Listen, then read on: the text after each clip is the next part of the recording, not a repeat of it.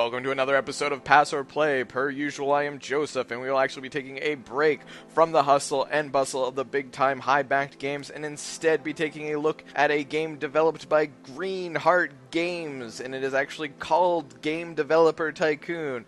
Now, this game doesn't have the 3D cutscenes or the flashy game backing, but they are ranked level genius, and I will now tell you why. On opening day, they leaked a copy of their own game onto a popular torrent site. The only difference was that it had one minor change in it, and that would be that at a certain point, games designed in-game would become pirated themselves, and you would lose money. You would start to go down and then finally to zero and bankruptcy. No one figured out why this was, and a lot of people complained, but it was also only people that pirated the game.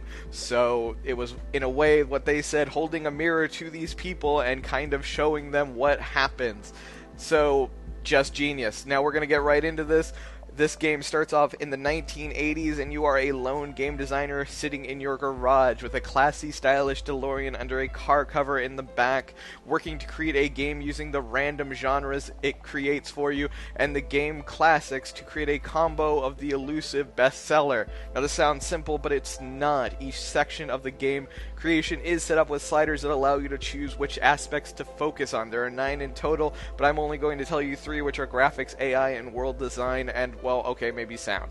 So that's 4.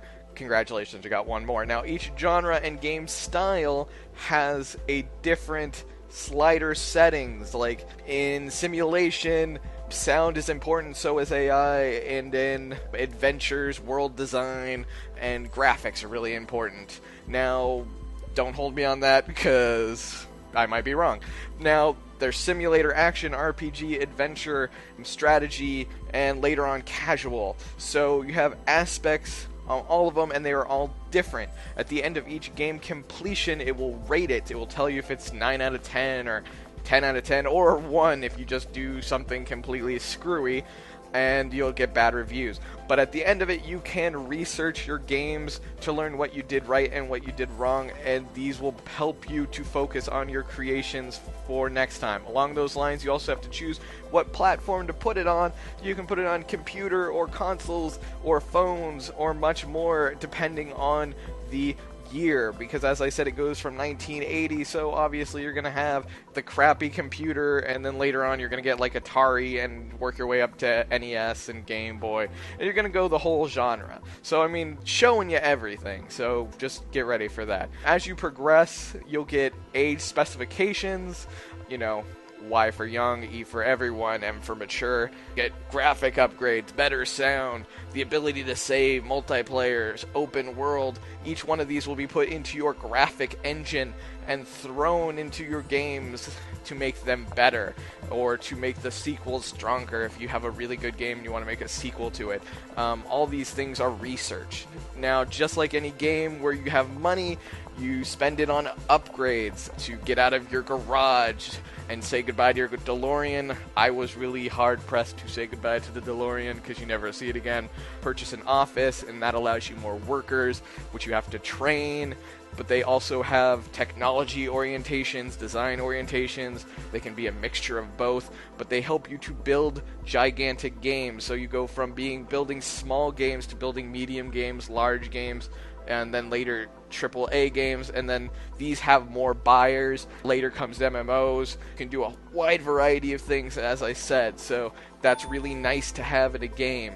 Also, one of the cool ones to do, because you have, as I said, combos, City Simulator, and then it's rated E for everyone. If that sounds familiar, obviously it's a SimCity put together, knockoff. Now, graphic-wise, this game is very simplistic, but it works. The mechanics are straightforward, and prompts are easy to understand. The mechanics, maybe spend 30 minutes to understand them, but you can get the basics real quick, and it'll allow you to just enjoy the game. The music for this is simplistic, but it's a step up from elevator music, so let's be honest, you're playing the simulation, and you could turn the music down and put up your own music. It's not that hard to do.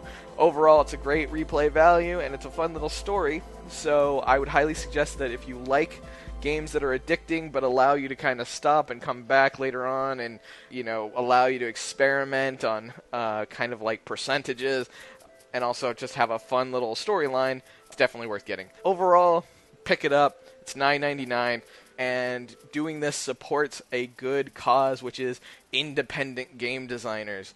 So, as always, I'm Joseph. This is Pass or Play, and please subscribe.